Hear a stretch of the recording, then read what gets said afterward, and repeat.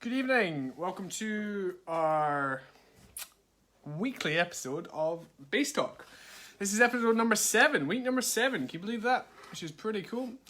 Thanks for all coming along. I'm just going to wait till everybody's here watching us live, and I'm going to get my tablet set up ready for looking and answering questions. If you are here already, welcome. Thanks for coming along. Good to have you in the house. If you've just come from the class we have just finished, good work. Good work. Moving fast. Sometimes it takes a while. I'm so used to driving or traveling between different clients' houses or different venues for gym classes. So one minute I might be in Stirling at the Peak, the next minute I might be in Dunblane at a pie tea or something. But now I'm in the living room doing a class, and now I'm in the kitchen, dining room, doing a talk. Not got far to go. Yeah, I'm still a little bit sweaty too. Maybe the class did run over a little bit, so feel free to go and get yourself a beverage. I've already poured myself a beer, but don't worry, because firstly, it's alcohol free, and secondly, it is a refreshing isotonic drink that is supposedly perfect for recovery. It has got vitamins B9 and B12 with reduced calories.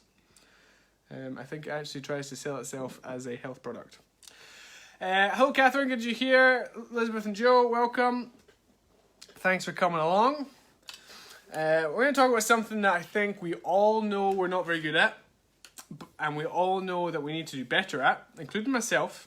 And hopefully I'm going to talk about a few tips on how we can make it better, and if at any point anybody has any suggestions, or if they want to admit that they also are not very good at this, then feel free to chime in. Last week we spoke about food. Once again, it's one of the most commonly spoke about subjects in the fitness world. Food, diets. Yes, it is beer, Catherine. It's slightly backwards, I think, but it's Erdinger alcohol-free, refreshing isotonic drink. It's an isotonic thirst quencher, and it says tired and exhausted. Vitamins B9 and B12 help reduce tiredness and promote the normal functioning of the body and its immune system and energy metabolism. One bottle a day can already make a contribution to a well-balanced and healthy diet. So yeah, it's supposed to be good for you. That's the drink of champions right there at 6:15 on a Wednesday night. So yes, that's quite funny that last week we were talking about foods. Now we're talking about beer. It's all part and parcel of the same thing. You can really have anything that you like, as long as it's within moderation. I was talking to my brother-in-law last night who lives over in Canada, and he's trying to lose a little bit of weight. He hasn't spoken to me. He's been doing all himself, and he's been trying to sort of not very much exercise and very low calorie diet. He's on between 1,200 and 1,500 calories a day, which is not very many. I mean, he's quite a tall guy as well. He's probably 6'1". He's quite a big dude. He's got an active child, so he's got to be running around the house. I was sitting there after my brunch at about 10 o'clock this morning, my second breakfast. I had one breakfast at 6 o'clock and another breakfast at 10 o'clock, and I was like, I'm probably already about 800 or 900 calories at the moment. Anyway, beside the point. Yes, Catherine, there's always one sucker that will buy supplements and crap, you know. It tastes good. That's the only reason I buy it, not because I honestly think it's an isotonic recovery drink, I promise.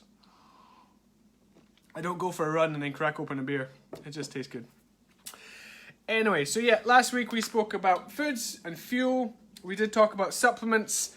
We also spoke about how a lot of people, including myself, can be good and mostly healthy during the week and then a little bit naughty at weekends, and how sometimes that can be a little bit of a downfall, but we won't go into that too much. That was last week. This is this week. This week we're going to talk about posture.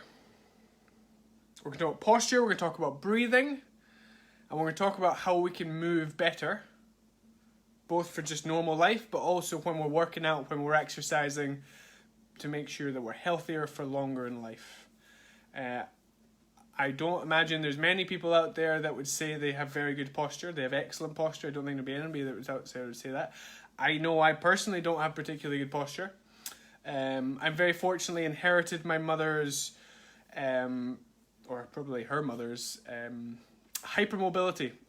My sister and I can flex and move in ways that normal people can. And sometimes that's a good thing, but most of the time it's not a good thing. Especially when it comes to the upper back. It's very easy for me to create a big rounding of my spine, which if I don't correct when I'm young, and I'm very much running out of youngness, then it's going to cause problems in later life. So I definitely need to work on my posture, and I think a lot of us as well do.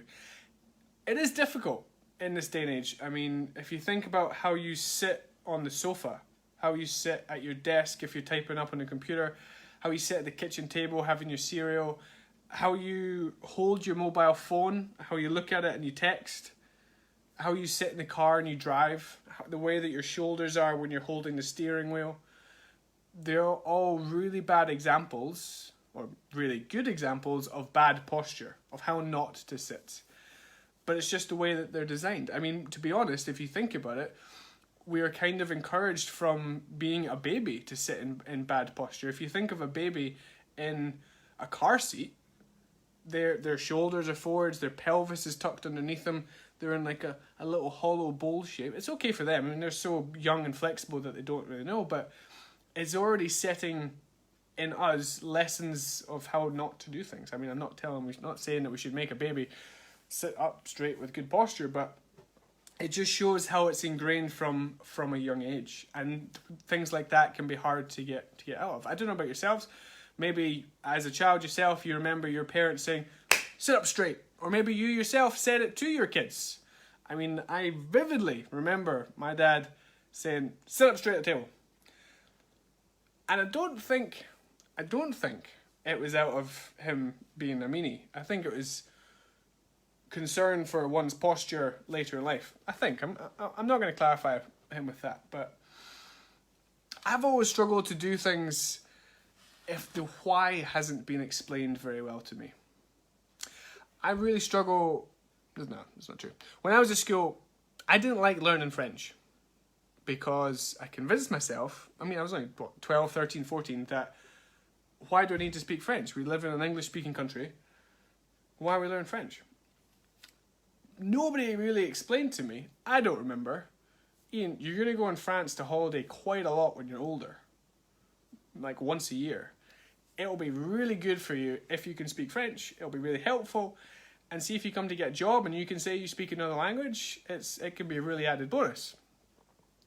Nobody ever said that. It was just sit down and shut up and do your class. I do not respond well to that kind of treatment. So when Dad said sit up straight, I did it for 10 seconds and I slouched over again. Just because nobody said why. So now we're here. Let's look at why we need to sit upright. You know, one of the reasons I've already said is because later in life, we will end up getting stuck like that. We will, just through repetition, through staying in the same position, through the changing densities of our bones, our osteoporosis might kick in, and we might get stuck in that kind of position. We'll never be able to stand up straight again, which is not ideal. But as for now, performing well with bad posture is really difficult. If you're constantly hunched over, you're not in the most powerful, you're not in the most useful position for any kind of activity or sport or anything. We need to be nice and tall, we need to be shoulders back, we need to be chest up. That puts us in a good physical position to be assertive, to be dominant for whatever activity or sport that we might be doing. Excuse me. Fizzy beer. Shouldn't be drinking fizzy beer, it's bad for you. So what I would like to do is I would like you to stand up for me. We all know how to sit bad. We do it all the time, whether we're driving, whether we're texting. So I want you to stand up for me. And I want you to bring the heels of your feet together. I almost said the heels of your toes. Your heels together. I want you to squeeze them in together. Your toes are going to be turned out slightly. I want you to stand up nice and tall. Pull your shoulders back, lift your chest. And then to finish, I want you to squeeze your bum. With your bum cheeks, not squeeze your glutes. And stand up nice and tall. So you should be standing nice and proud, chest up, chin up, heels together, bum engaged, And that's going to create a lot of tension through the posterior chain. It's going to hold you up nice and tall.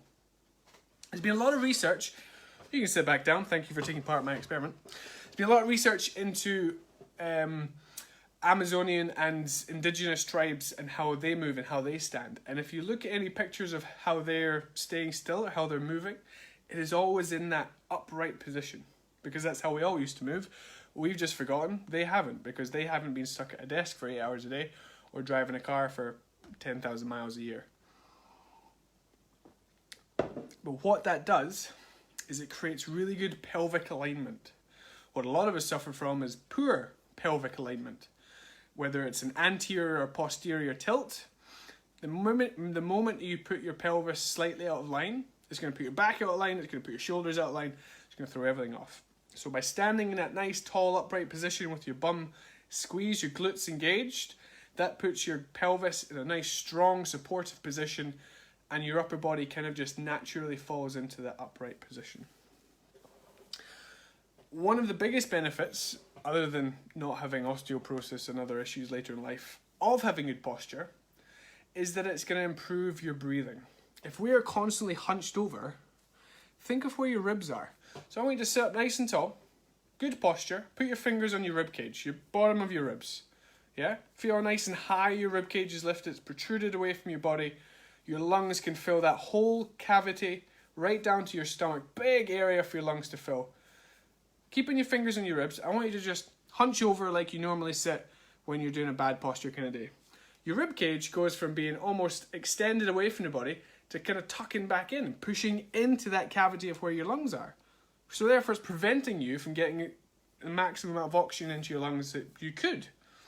If you're not getting enough oxygen in, or not getting as much oxygen in as you can, you're not going to be performing at your best. I mean, that doesn't even need to be for working out. That can just be for day-to-day stuff. If you're not getting enough oxygen in, or as much oxygen in as you could, you're not going to be able to perform at your best, whatever it is that you're doing. So nice and tall, lift the chest, get the ribcage away, get the oxygen flowing, and that can help get more oxygen into the body, better oxygenation of the blood, which can have big benefits for other health issues that we may or may not have. Chest up, nice and tall. If we can start to get our breathing nailed, get it done really well, it allows us to perform better in normal life, but also in exercise. We've all had the feeling of lactic acid buildup. You know, whether you're doing something, you're doing 10 squat jumps in a row, by the time you get to 9 or 10, you can feel your quads burning. Whether you're going for a really short dash through the park to try and chase your 3-year-old toddler who's run away, you get to that point where your muscles start to burn. Lactic acid is the chemical byproduct that is created when your muscles perform, but with not enough oxygen. And they can only do that for a certain period of time until they will start to cramp up, they will not perform at their best, and you will grind to a very uncomfortable halt.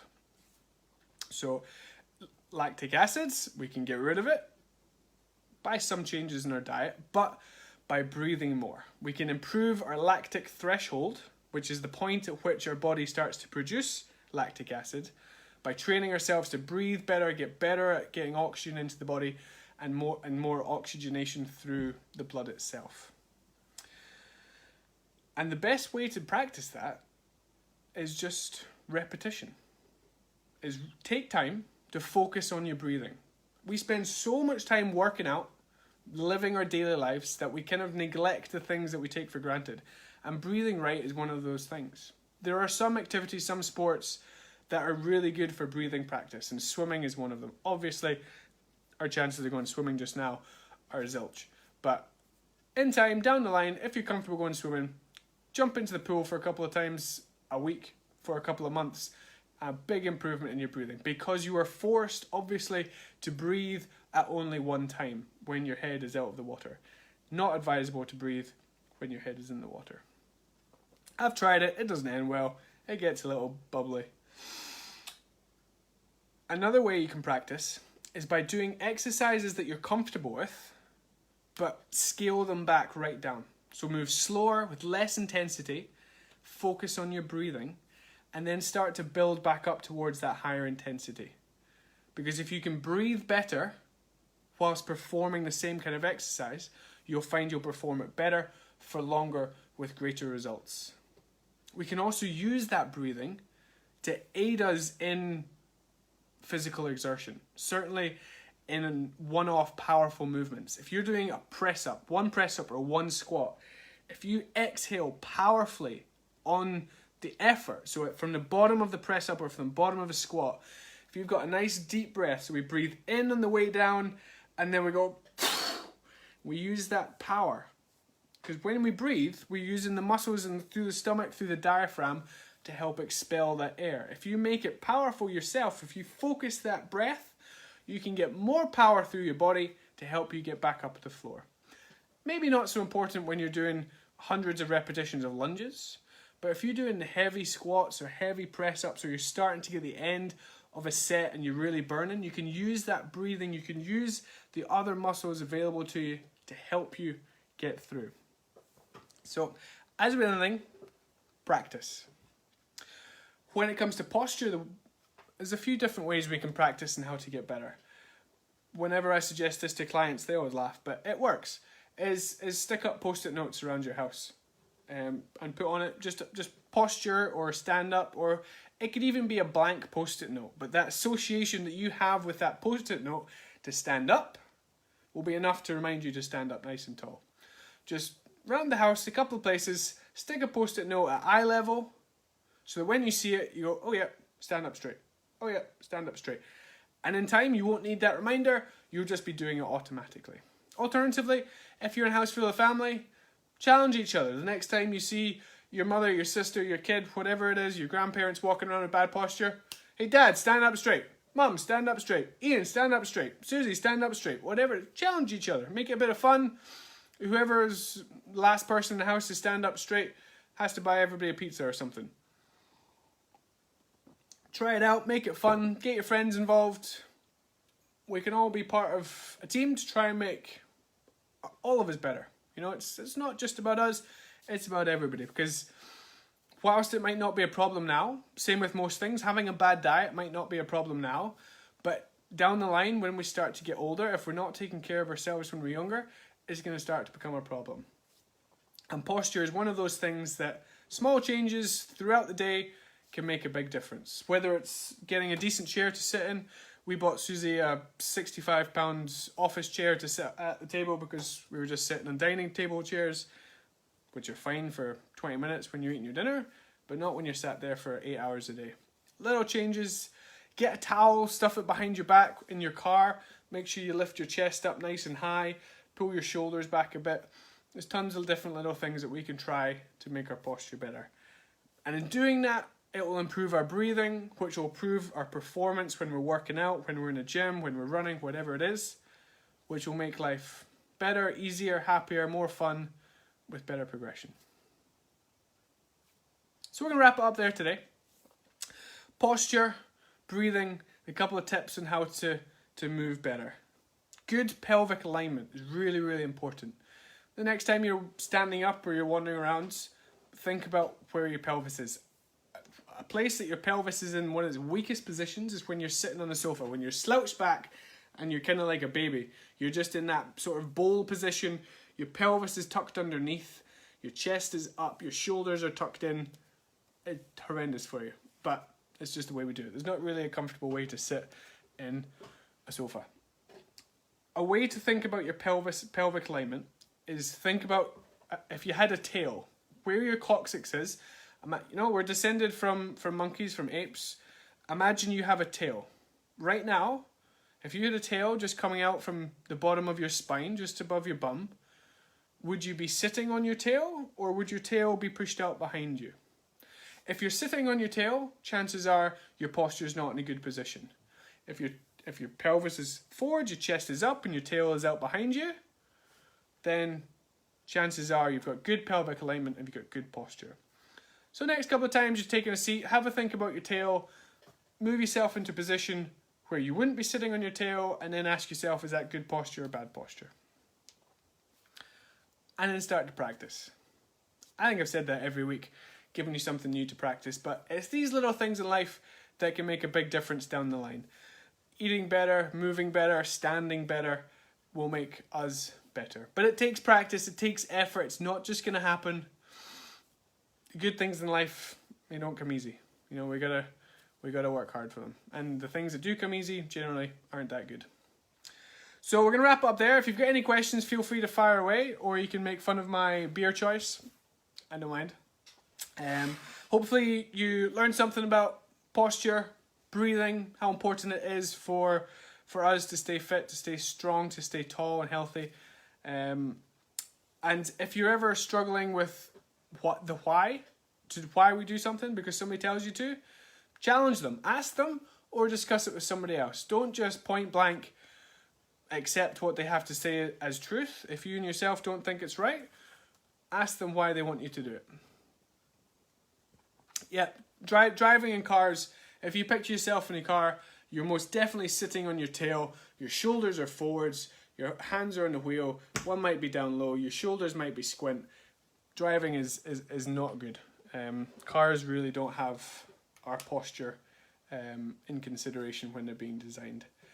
You can get a small towel and you can put it just above sort of mid-back, just along your spine to help lift up through the chest. But otherwise that arch in the back to meet the back of the chair is not ideal. So yeah, whenever I get out of the car, especially a long drive, you're generally like, oh, that wasn't good. But other than sticking a towel down it or trying to change the lumbar support in the chair, there's not much we can do. We just have to try and focus on times where we can do it. We can improve it. Sitting up taller in your car or bringing your steering wheel in range so that it pulls your shoulders back. We should always be arm's distance from the steering wheel. We never want the steering wheel to be too close because there has to be room for the airbag to deploy should we crash. But if you have the seat high and up enough and the steering wheel at such a distance that it kind of pushes your shoulders back, it's better. If you're a boy racer and you sit down and you're like, yeah, I'm cool. You're miles away from the steering wheel, so you're safe if that's going to go off. But your shoulders are forwards, your shoulders are rounded, it's not good posture. So sitting up a little bit taller in that driving seat, pulling the steering wheel into a position where your arms are just slightly bent will help lift up the chest and pull the shoulders back as well. So there's little things we can do, but for the most part, cars are not designed for good posture. They're for making money for the car people, aren't they? But yeah, valid point. Cool. Thank you very much, team. Go and enjoy the rest of your Wednesday nights. Thanks again for listening and for chipping in. Hopefully you learned something important. Any requests for next week, feel free to let me know. Otherwise, we'll see you tomorrow for a couple of classes, or we got a quiz on Friday. You know the drill. Have a good night. We'll see you soon.